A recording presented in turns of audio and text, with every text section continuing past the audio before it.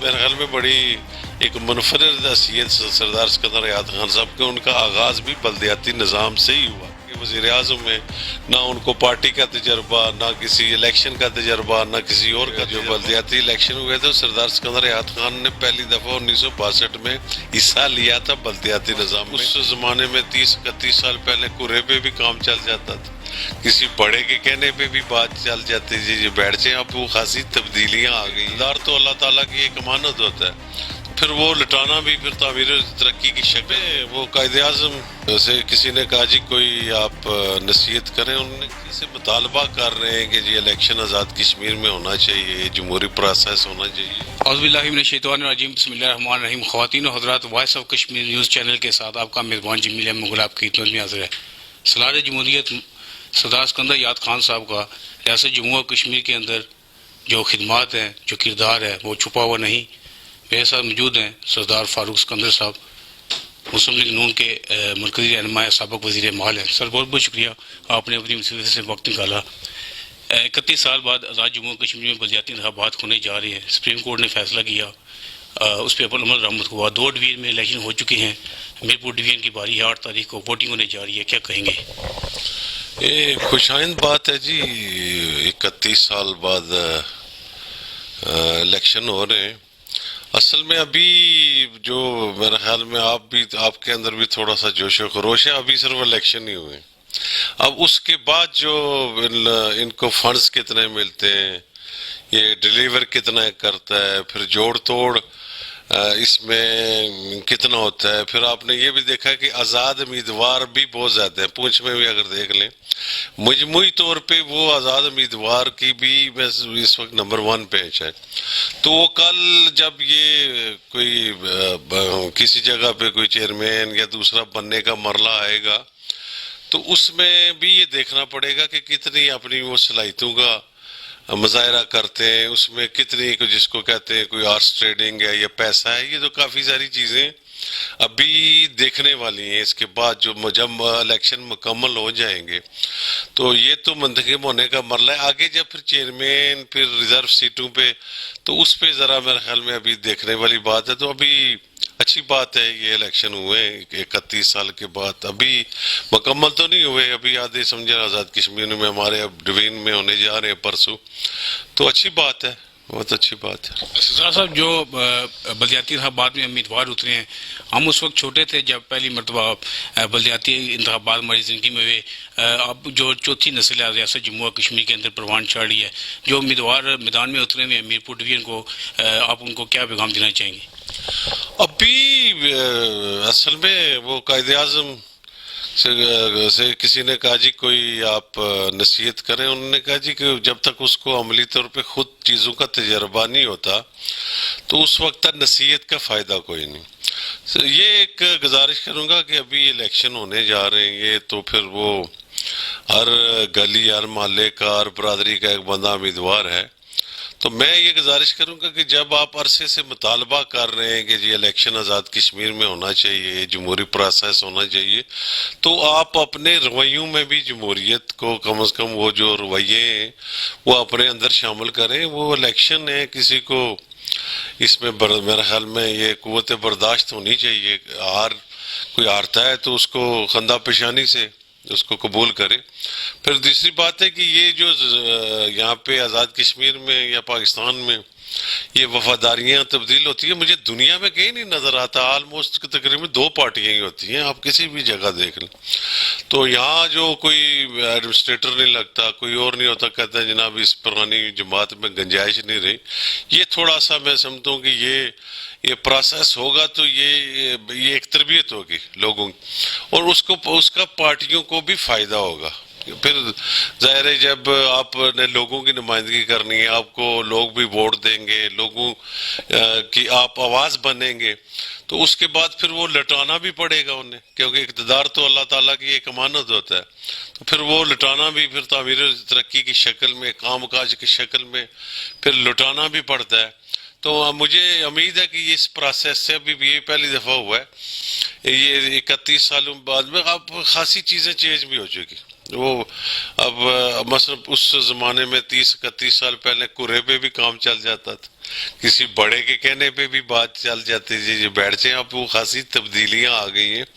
تو یہ اب ان لوگوں کے لیے بھی جو الیکشن لڑ رہے ہیں, میں سمجھتا ہوں بہت سارے لوگ ہیں, نئی ایک لاٹ آئی ہے. جو پچھلے الیکشن شاید جن لوگوں نے لڑے اس میں مجھے نظر نہیں آ رہا, بہت کم لوگ نئے لوگ ہیں.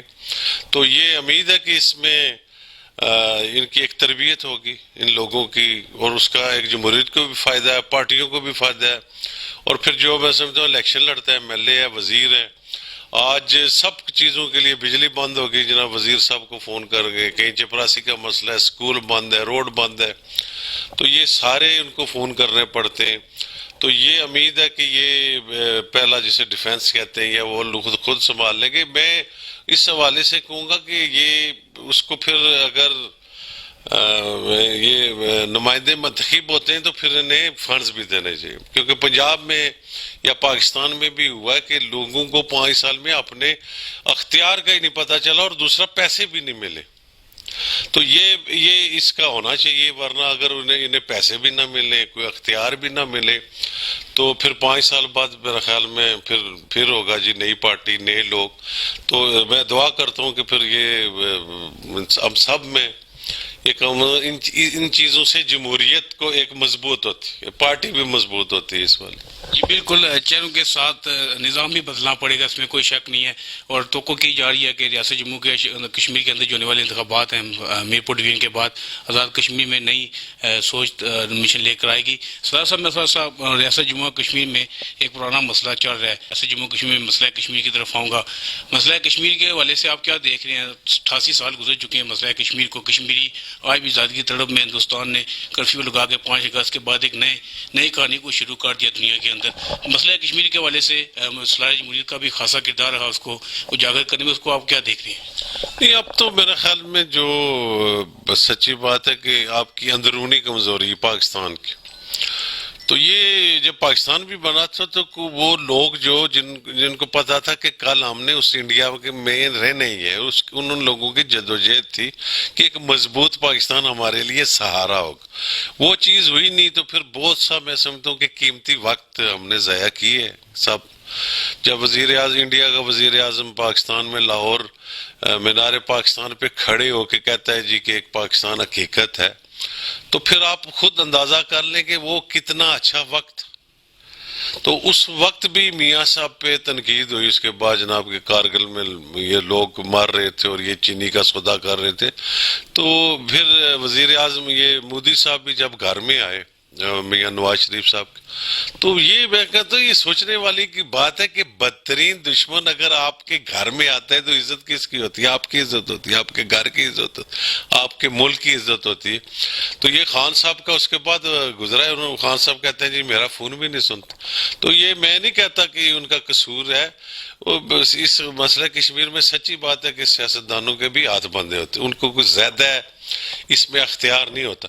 تو وہ اب میں خود بھی کشمیر سے 2008 سے ہو آیا ہوں, تو وہ جو پاکستان کے ساتھ یا ان کی اسلام کے ساتھ محبت ہے یہاں ہم اس کا تصور نہیں کر سکتے. تو میں ملک یاسین صاحب بھی 4-5 سال پہلے یہاں پہ آئے, تو میں نے کہا جی آپ کی وہ اس لہجے سے بھی, آپ کے چہرے سے بھی ایک بڑی مایوسی سی لگتی ہے.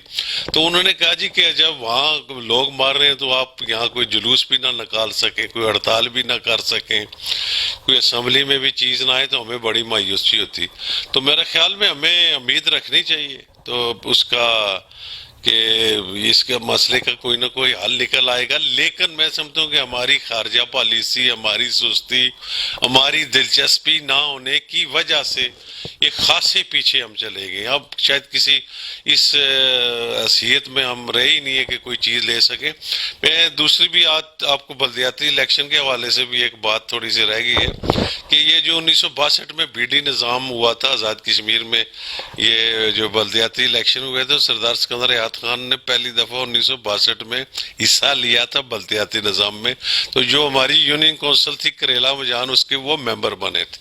تو وہ ان کا آغاز بھی یہ پہلی سیڑھی دوسری تیسری آج دیکھ لیں جو ہاں آج کل کے وزیر اعظم میں نہ ان کو پارٹی کا تجربہ، نہ کسی الیکشن کا تجربہ، نہ کسی اور کا تجربہ. تو یہ جو تجربات ہوتے ہیں زندگی میں، تو ان لوگوں کو بھی کہوں گا کہ یہ میرے خیال میں بڑی ایک منفرد حیثیت سردار سکندر حیات خان صاحب کے، ان کا آغاز بھی بلدیاتی نظام سے ہی ہوا تھا.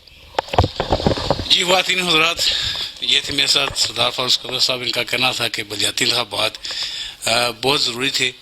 صدر جمہوریت سردار سکندر حیات خان صاحب نے بلدیاتی انتخابات سے اپنی سیاست کا آغاز کیا. سپریم کورٹ کو اپریشیٹ پیش کرتے ہیں.